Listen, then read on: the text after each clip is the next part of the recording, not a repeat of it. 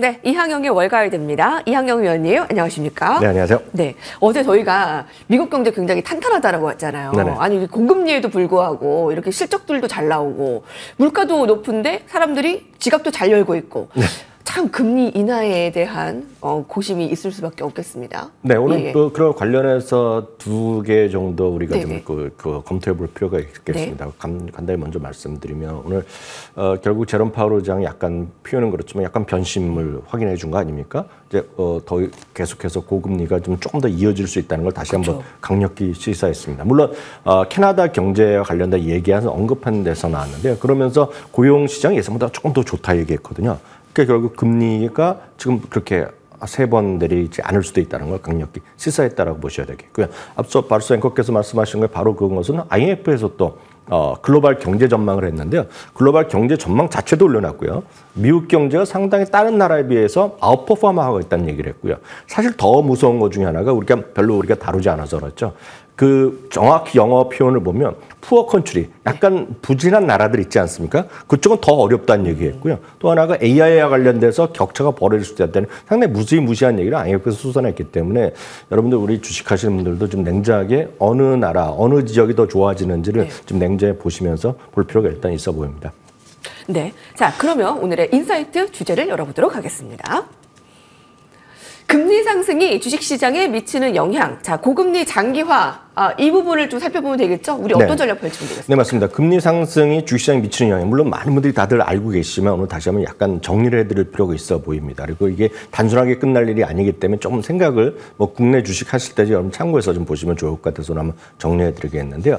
이건 점도표를 바탕으로 6번, 7번까지 갔다가 이번에 지금 3번 정도 인하가 기대됐었는데 사람들의 투자 심리를 보여주는 것이 패드워치 툴인데요.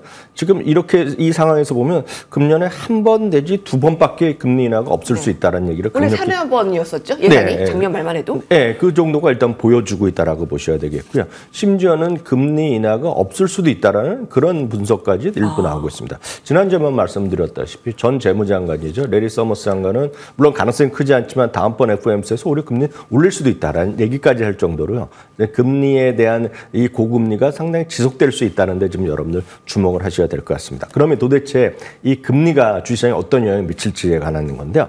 특히 중소형주의 실적이 큰 부담이 될 수밖에 없다는 것인데요. 이건 기본적으로 보면 금리가 올라가면 많은 분들이 뭐하러 주식을 위험한 주식보다는 지금 미국 기준금리가 지금 5%이기 때문에 단순하게 지금 정기예금만 놔도 된다. 아니면 MMF 놔도 된다. 이런 얘기를 하는 거거든요. 그렇기 때문에 주식의 매력도 좀 떨어진다는 얘기인데요.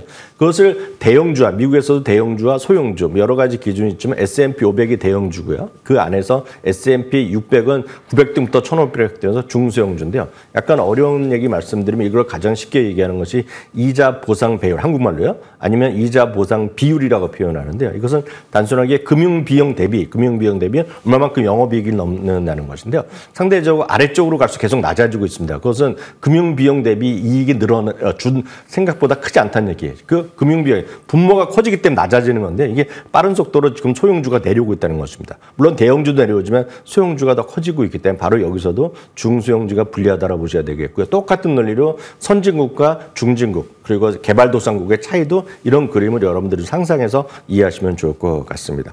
또한 중소형 기업은 왜 특히 문제가 되냐면 고정 대출, 우리도 이제 고정금리가 있고 변동금리가 있는데 당연하겠죠.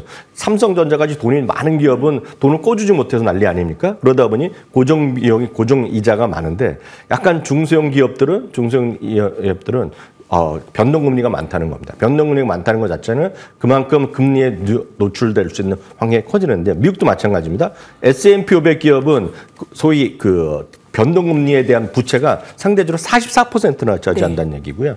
대기업은 S&P 500은 10%밖에 안 된다는 겁니다. 그건 역설적으로 보면 S&P 기업은 적자 기업이 10%밖에 안 겠지만 러셀 2000은 40% 적자. 당연히 우리나라에서도 여러분 보실 때 흑자 기업 그리고 적자 기업을 아주 구분해서 지금 보셔야 될 때가 다시 한번 왔다라고 보셔야 되겠고요. 두 번째는 이 금리 상승기에는 고밸류 그리고 빅테크 기업들도 당연히 영향을 미칠 수밖에 없죠. 금리가 높으면은 소위 현재 가치로 내려오는 할인율이 커지기 때문에 당연히 이 밸류에이션 부담이 커질 수밖에 없다라고 보셔야 되겠고요. 세 번째는 배당주의 매력도 상대적으로 감소할 수밖에 없습니다. 예를 들어서 유틸리티가 3.4%, 필수 비자가 2.5%, 산업재가 1.4% 정도의 배당률을 지금 갖고 있는데요. 지금 10년 만기 국채 수익률이 5%이 정도라고 하면 매력도가 떨어진다고 보셔야 되겠고요. 특히 오늘도 마찬가지지만 중소형 은행이 미국에서도 지역 은행이 약간 타격을 볼 수 있어요. 네. 보입니다. 왜냐하면 그 주식이나 이런 데 그 돈을 맡기는 사람들보다도 기본적으로 MLF나 단기 자금을 운영하는 데 이익이 커질 수 있겠죠. 반면에 이 중소형 지역 은행들은 이자는 또 많이 지급해야 된다는 얘기죠. 그리고 또 모기지가 이렇게 모기지 금리가 다시 7% 상태에서 그런 수익에 대한 대출도 쉽지 않다. 이렇기 때문에 지역 은행에 대한 타격이 커질 수밖에 없겠고 바로 이런 것들이 최근에 주가의 부진으로 나타나고 있습니다. 그럼 상대적으로 어느 쪽이 강하냐? 기본적으로 인플레이션이 되면 결국은 에너지나 커머더티 쪽, 상품 쪽에 관련된 기업들의 주가의 상승이 가능하다는 관점에서 이런 큰 틀을 이건 미국만 보지 마시고 미국과 한국 안에서 어떤 기업을 여러분 주목하실지 좀 참고해서 이해하시면 좋을 것 같아서 오늘 준비했습니다. 예. 그렇군요. 아니, 연준에서는 기준금리 이제 인하의 시기를 가늠하는 가운데 지표들이 너무 잘 나옵니다. 자, 그래서 금리 인하까지 시간이 걸릴 것 같고요. 이 발언에 뭐 2년물 국제금리 5% 넘었고 일단 지금 고금리 상황에서 주식의 매력도는 좀 떨어질 수 있는데 그 가운데에 어떤 종목이 좀 살아남을 수 있을지 잠시 후에 알아보도록 하겠습니다. 자, 그럼 오늘 외신에서 주목하는 뉴스들 살펴보도록 하겠습니다. 세 가지 준비했습니다. 먼저 CNBC입니다. 방산주의 투자 의견 상향입니다. 뭐 우리나라에서도 지금 방위산업과 관련한 또 우주항공과 관련한 종목들 계속 주목받고 있고요. JP모건이 로키드 마틴에 대한 투자 의견을 상향했습니다. 좀 주목해 볼까요? 네, JP모건이 투자 의견을 로키드 마틴의 투자는 중립에서 일단 배수로 올려놨습니다. 네. 목표 주가도 475에서요 518달러까지 올려놨습니다. 어떤 중동의 긴장이 고조되면서 지정학적 불확실성이 커지고 있다는 일반적인 어떤 관점에서의 모멘텀의 뉴스를 우리가 분명히 주목할 필요 있겠지만 기본적으로 보면 방위산업 부분에 대한 기관 투자가의 주식 비중이 상대적으로 많이 줄어져 있다는 겁니다. 그럴 땐 비중을 확보한다는 측면에서라도 수급적인 유리함이 있다는 얘기하고 있겠고요. 우크라이나라든가 이스라엘, 대만 등의 방위산업 지출이 좀 증가할 것으로 예상된다는 얘기죠. 지난 일요일 날이요. 뉴스 보신 분이 계시겠지만 이란에서 이스라엘에 대해서 미사일 뭐 수백 개 그리고 드론을 공격했는데 뭐 99%를 막아냈다는 얘기하고 그 하루에 방어하는데 1조 원 이상을 쐈다는 거 아닙니까? 그러니까 그만큼 새롭게 어떤 방위산업 물자에 대한 수요가 계속해서 증가할 수 있다는 그런 관점에서 먼저 보셔야 되겠고요. 두 번째는 그거랑 상관없이 이 방위산업은 방어적 섹터이면 훌륭하다는 겁니다.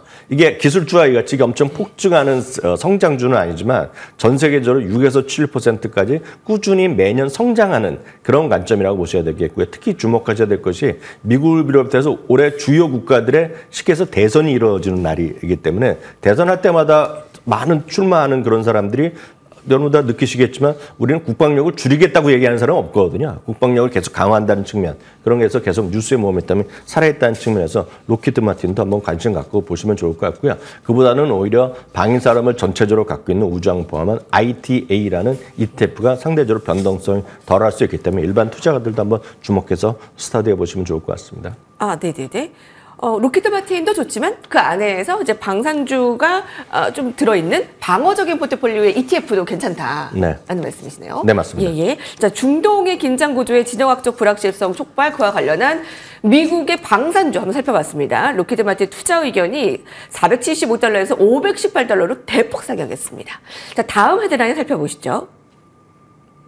보잉의 주가가 11일 거래 연속 하락했습니다. 뭐 소폭 중간중간 상승을 하기는 합니다만 유가 상승에 뭐 이런 공항 항공주가 괜찮을 리가 없죠. 좀 살펴볼까요? 네, 큰 틀에서 보면 보잉이 어저께까지는요 11일 연속 하락을 했습니다. 오늘 이제 마침 조금 이제 반등을 하고 있지만 11일 연속 하락한 것은 2018년은 기억하시면 계시겠지만 두 개의 비행기가 추락하면서 크게 이제 사회적 글로벌 이슈가 됐을 텐데요. 그때 11일 연속한 이후에 타이를 기록했다가 오늘 이제 마침 약간의 이제 반등을 시도하긴 했었는데요. 보잉이 금년 이렇게 주가가 부진한 것은 잇따른 사건 사고가 있었죠. 1월 초에 여러분들 혹시 기억하실지 모르겠지만 알래스카 항공이라는 비행기에서 쉽게 해서 도어가 떨어져 나가는 아주 기상천외한 사고가 있었던 거 아마 뉴스 많이 보셨을 텐데요. 그 이후에도 FAA에서 여러 가지 경로를 통해서 당국에서 조사를 하고 있고 회사 측에서 일부 내부자가 이거 좀 안전에 대한 조치가 미흡하다는 얘기를 또 회사에서도 공개한 적이 있습니다. 최근 1년 동안에 21%가 떨어졌고요. 금년 들어서도 35%가 떨어졌는데요. 작년 12월에 급등한 거에 대한 반락 정도가 아니라 지금 또 연초 대비 좀 최저 수준을 계속하고 있는데요. 제가 작년부터 계속 말씀드린 부분이 있습니다. 보행에 대해서. 낙폭과대 매수라든가 물타기 매수는 지금 자제해야 될 시기라고 좀 보고 있겠고요. 이 부분은 배당이 재개하겠다고 얘기하는 시점이 아마 연말이나 내년 초에 나올 가능성이 있고 그거에 대해서는 이미 작년부터 얘기한 적이 있기 때문에 일단 배당 재개하는 정도까지 확인할 때까지는 철저하게 기술적 매매에 좀 국한하셔야 될 것 같고요. 다시 한번 확인드리지만 항공이나 여행 관련 주식에 지금 굳이 관심이 있으시다 그러면 어떤 비행기라도 그리고 어떤 전투기도 닫고 조이고 하면서 계속 수리 보수를 해야 되잖아요. 네. 그에 관해서 세계 1위는 트랜스다인 그룹이라는 별건의 회사가 있습니다. 이 회사는 주가는 사상 최고 행진을 계속 가고 있기 때문에 이런 주식을 더 공부해 보시는 게 나을 것 같습니다. 그렇군요. 네, 여러분 항공여행주 지금 낙폭과대의 매수나 물타기는 조금 자제하실 필요가 있어 보이고요. 굳이 나는 관심 갖고 싶다 하시는 분들은 수리보수 쪽에 트랜스다임의 그룹을 추천해줬습니다. 자, 오늘의 마지막 헤드라인입니다. 자, 월가에서는 이걸 주목하고 있습니다. 간밤 파월 의장 발언 등으로 지금 금리에 대한 불안감, 고금리 환경에서 유동적으로 활동할 수 있는 퀄리티 기업 15개 기업을 꼽았다고요. 네, 많은 분들이 이제 요즘은 주식에서 콘트 분석이라는 데 관심이 많으십니다. 이 방송 시청하시는 분 중에서. 그래서 이제 참고하시라고 몇 가지 검색 기준을 한번 하고 그거를 이제 공유해 드리도록 하겠는데 시가총액 기본적으로 큰 거를 좀 하셔야 될 것 같고요. 세후 순 영업 이익 대비 장기 부채 비율. 그러니까 부채 비율이 낮다는 것은 그만큼 지금 금리가 올라가더라도 좀 버틸 수 있는 힘이라고 보셔야 되겠고요. 기업 가치 대비 미래 가치 성장 내성이 좀 상대적으로 기준 이하 이런 걸 보셔야 되겠고요. 세후 순 영업이익의 증가세가 이어지고 있는 기업들. 그리고 연평균 주당 이익 증가율을 10%. 기본적으로 일정 수준 이익이 증가한 기업을 뽑은 것이 한 10대 개 되거든요. 바로 이 표를 통해서 소개해 드리는데요. 이런 종목들이 여러분들 좀 관심을 갖고 스터디해 보시면 좋을 것 같고요. 이 중에서도요. 데코스 아웃도어. 최근에 이제 주가 실적하고 나서 약간 주가가 밀려났는데요. 데코스 아웃도어라든가요. 그리고 룰루레몬도 마찬가지. 최근에 주가 여전히 하락을 했지만 상당히 파워 브랜드를 갖고 있는 기업이 되겠고요. 그리고 일단 그 보안 쪽에서는 포티넷 그리고 대형주 중에서는 메타 플랫폼, 마이크로소프트, 애플 등의 이런 환경에 적응할 수 있는 퀄리티 기업으로 분류되고 있으니까 이런 주식들에 대한 여러분들 끊임없는 스터디가 필요해 보입니다. 어디서도 들을 수 없는 미증시의 그런 주요 종목들 살펴볼 수 있는 시간이었습니다. 이항영 위원님 감사합니다.